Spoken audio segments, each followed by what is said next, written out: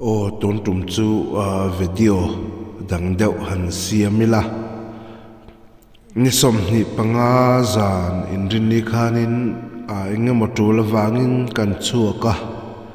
kan chuata ka chuanin ka hmu ngai zen lo thil ka hmu nual maya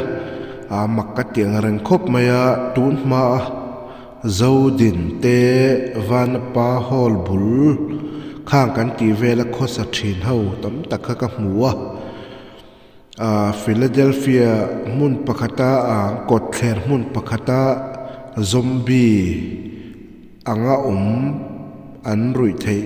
thil ti na zombie ang meya thin te po ka hmuwa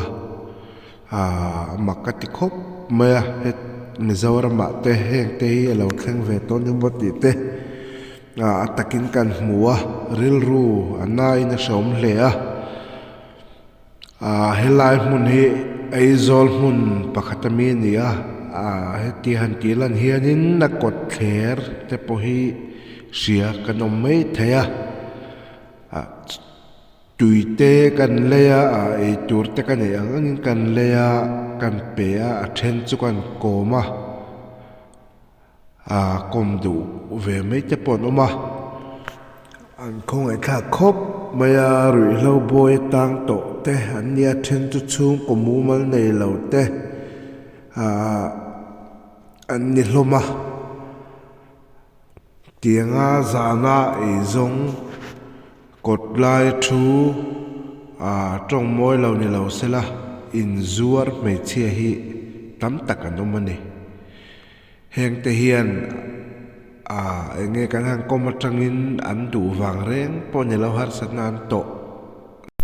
wanga hetianga te po hi mi tam takan omani aka hmula nge te po in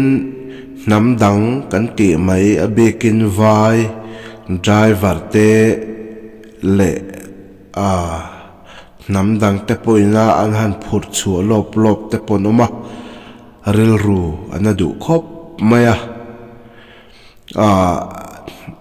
tam tak video in ko vara anom dan hi ei number 4 kan ti mai rui ang chi hian anom lawa zombie hi nang katiber maya an khosak zia hi an khong ai thak em maya heng te hi han puya han khai chuat thei hi cha kom hle maya eng tia malak tur chi nge niang tin he video hi karon siam ania in ti mual phau tum na te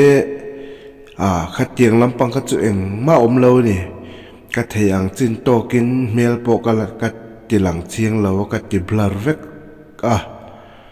an khong ai thak ema mai ro chu rui thei thil tian ne rui thei thil boy atanga chuan du si eng tin nge ma kan la kang ti hi ingai tuat lang te ngu